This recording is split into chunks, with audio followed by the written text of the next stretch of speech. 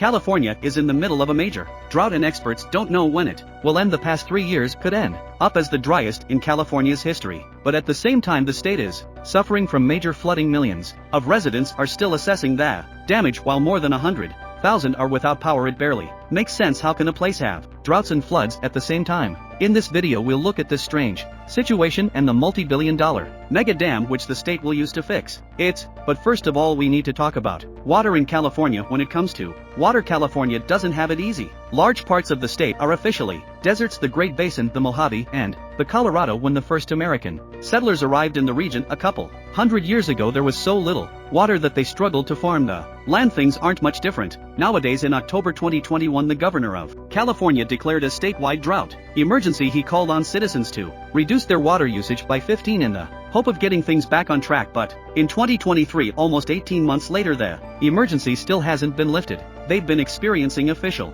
drought conditions for more than 1,000 days. But this is only part of the story. Right in the middle of this long-running drought, California had a period of such heavy rainfall that parts of the state were hit by major floods. Towns and cities were damaged. 22 people were killed, and the governor declared another state of emergency. At this very moment, the state is in a period of emergency droughts and emergency floods at the exact same time. But how can California have two opposite states of emergency at the same time? It all comes down to water management. During periods of heavy rainfall, a large volume of water falls to the ground and floods the region, but only a small percentage is properly collected and stored. When the sun comes out again, most of the water has drained away or flowed into the sea, and the drought continues as though the rain never came at all. That's the situation California finds itself in. They can't collect enough water during the rainy months to make up for the periods of drought. Instead, they seesaw back and forth: too much water, then too little, too much, too little, again and again and again. The big question is, can they do anything about it? Well, they've certainly tried. In the 1950s, the state went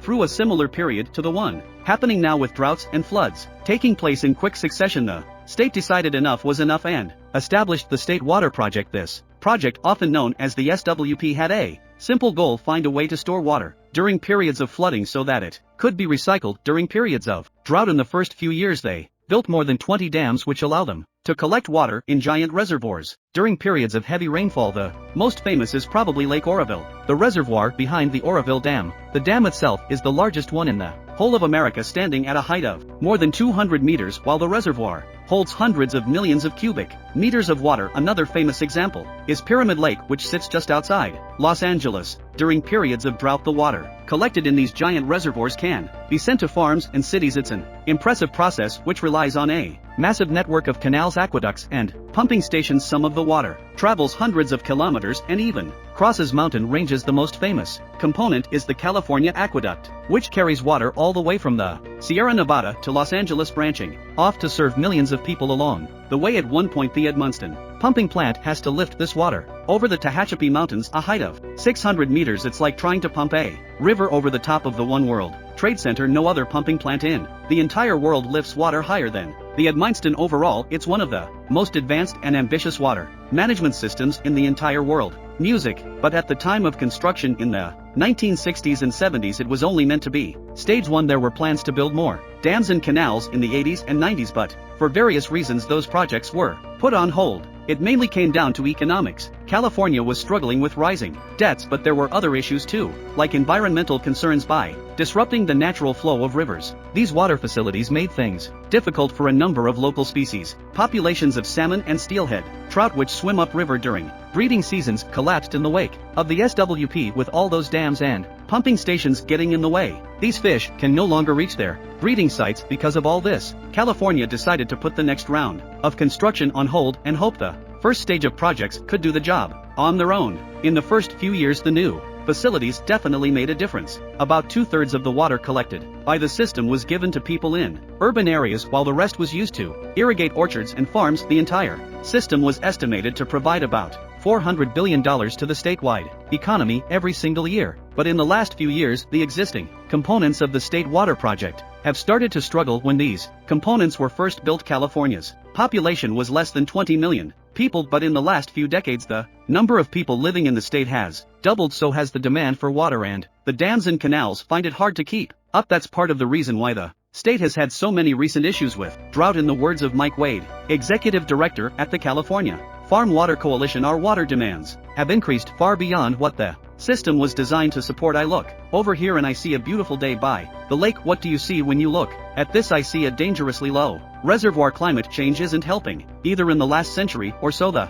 average temperature in California has risen by almost 2 degrees centigrade, leading severe scorching heat waves. The droughts are getting worse, the population is getting bigger, and the water management system is in desperate need of an upgrade. That's why the state has decided to build the site's reservoir. A few kilometers north of Sacramento is a narrow valley with cliffs and hills. Along both sides the terrain is dry and scrubby with open plains of yellowish grass and clumps of bushes and trees. There are buildings too, but not many, just a couple of clusters here and there, with a handful of local residents. The settlement is marked on the map as sites, but it isn't an official town now. The state wants to flood the valley and turn it into a lake. On the project website, the team describes it as an environmentally beneficial off-river reservoir that will capture excess water from major storms and save it for drier periods. This idea has been floating around since the 1950s. It was almost included in Stage 1 of California's water management project, but the SWP eventually decided that the plans were too ambitious, especially considering the eye-watering cost of $4 billion.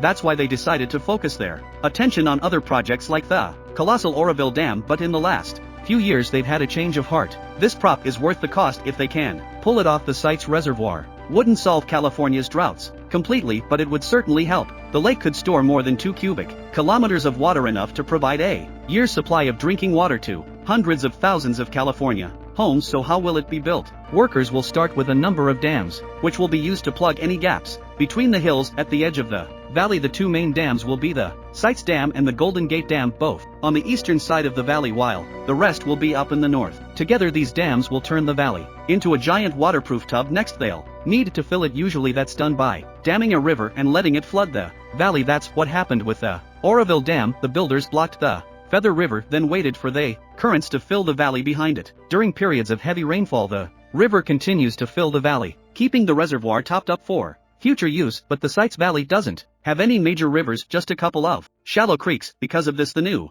reservoir will need to be filled using a slightly different method. About 25 kilometers to the east of the valley runs the Sacramento River, the biggest river in California. During rainy months, the state is planning to suck water from the river, pipe it through fields and hills and towns, and pour it into the site's valley. It's like a giant water tap filling a giant bucket. During dry seasons the water can be let out again, providing relief to nearby areas. Pumping water from the river to the valley will require a huge amount of energy, but the SWP think it's worth it, especially because they'll be making some of it back again whenever water is released from the reservoir. It will flow through a set of hydroelectric generators and provide approximately 80% of the power used to pump it there in the first place. Construction is currently on course to start in 2024 or at worst 2025. It will be finished 6 years later in 2030 or 2031, and some people are already bemoaning the fact that it won't be ready sooner. When California was hit by those floods at the beginning of 2023, a huge volume of rainwater rushed down the Sacramento. If the site's reservoir had been up and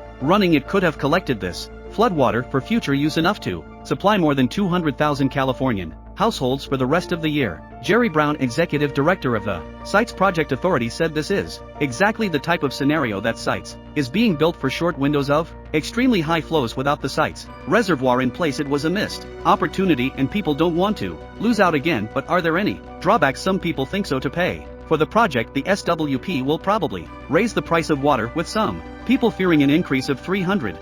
It's unclear whether this would actually happen, but it's a source of major concern. What's the point in supplying extra water if no one can afford to buy it? Environmental groups have also questioned whether the water pumped from the Sacramento River will affect the fish that migrate along the river when a dam is used to block a whole river like the one at Oroville. Environmental disruption is inevitable. Fish can no longer swim upriver because a wall of concrete is sitting in the way. But as an offstream reservoir, the Sites project won't actually block the Sacramento River. The only disruption will be the high power pumps, but those will be installed with state-of-the-art fish screens to stop animals from getting sucked inside. The SWP has also promised to use some of the water collected in the site's reservoir to support local species. Many fish species breed in deep cold pools, and during dry seasons these pools become warm and shallow. The site's reservoir would be used to feed these pools and keep water at the proper depth and temperature for breeding. It's an important part of the project as a whole supporting humans is the main priority, but helping other species is a target too. There's still a chance this project won't ever be built. They haven't quite raised enough funding, but as things stand it looks as though the reservoir will be up and running by 2030. Do you think it's a good addition to California? Let us know in the comments below, and if you want to hear about the state water project, you should check out our video about the Oroville Dam. Thank you for watching, and we'll see you in the next video.